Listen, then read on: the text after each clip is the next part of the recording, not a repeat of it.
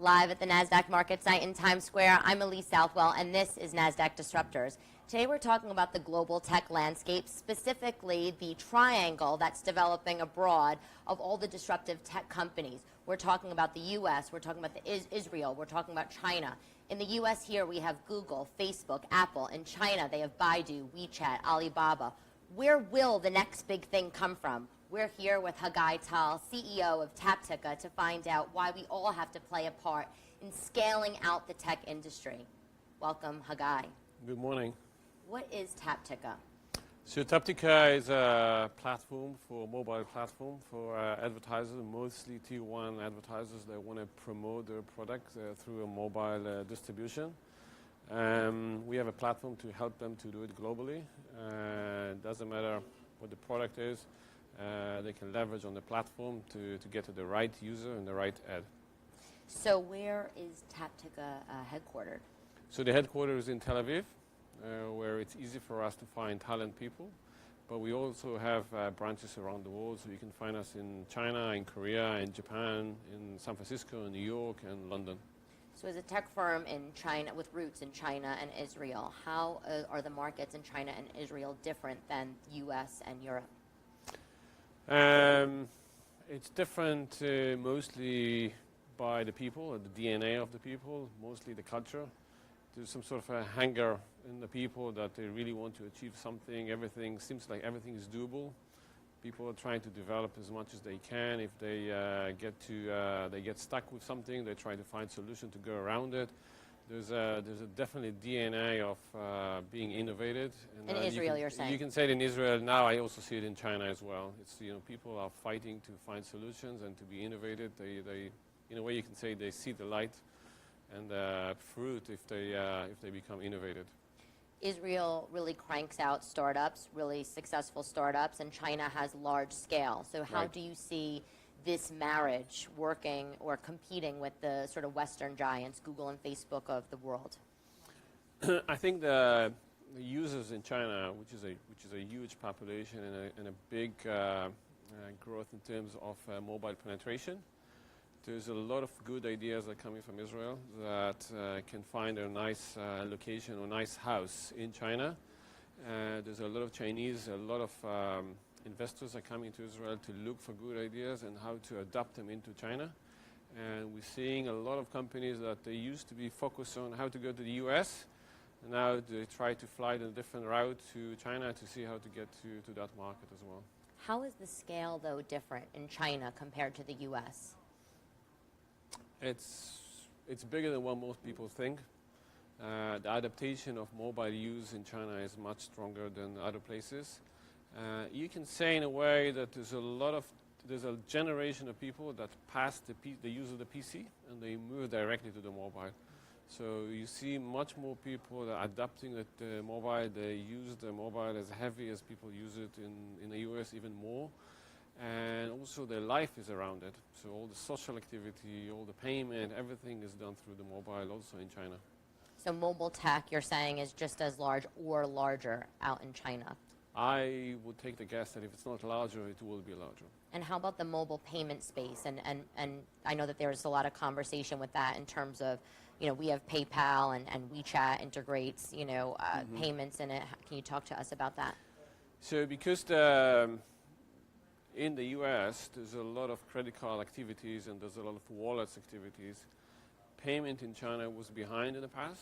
So now everything goes directly to the mobile. There's no steps on the way. And the use of the WeChat payment is becoming huge in China. It will be bigger because of the population is bigger. Why do you think that the companies in the US or even people have had trouble getting a foothold in China?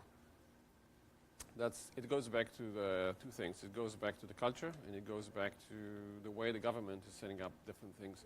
Here in the US, you can get access to companies and to clients easily, where in China it's a bit difficult when it comes to culture and connection with people. English is not that good spoken in China, where it's changing. There's more and more people who speak the language. There's a lot of effort from people to speak the language. They want to communicate. They want to be connected to what's happening outside of China. Where on the same time, you can see a lot of effort from companies to go into China and find the routes in China, how to distribute to the local market as well. People understand that it's a huge market and there's a lot of opportunities. So and you're saying that Israel is sort of bridging the gap, this cultural gap, would you say, between China? I would say that Israelis are putting a lot of effort to close the gap quickly. They understand there's a potential out there. They are looking for middlemen that will help them to get into the market. They're flying all over to China all the time. There's a lot of Chinese are coming over. There's a lot of government effort to help the Israeli companies to get into China. And I think they try to close the gap on the culture as well. So a lot of Israeli companies have a nice foothold in the U.S. They're in Boston, they're in New York, they're in San Fran. Is there an Israeli footprint in China, in Beijing, Shenzhen? It's not as much as in the U.S., but if we'll meet again in 2 or 3 years, I'm pretty sure that will be the case. It will be the same.